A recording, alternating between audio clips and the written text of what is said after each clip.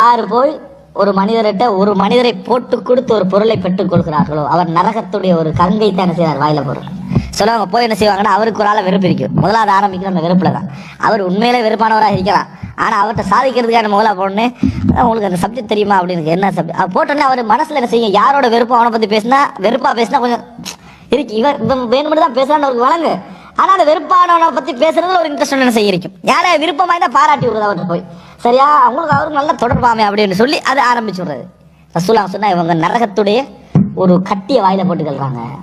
அல்லாஹ் தஆலா மறுமை நாள் எல்லாருக்கும் முன்னால் அவர்களை இழிவுபடுத்துவான். அவர்களை மறுமை நாளில் எல்லோருக்கும் முன்னால் இழிவுபடுத்துவான். இதெல்லாம் கெட்ட குணங்கள், எங்களை மாற்றக்கூடிய குணங்கள். அதான் ரசூலுல்லாஹ் சொன்னாங்க, நீங்க அப்படி ஒரு விஷயத்தை கேட்கறதுக்காக வேண்டி ஒரு நன்மை அடைவதற்காக இதை சொல்றீங்கன்னா ஒன்றை புரிந்து கொள்ளுங்கள், உங்களுக்கு எழுதப்பட்டதை தவிர வேற எதுவும் வராது.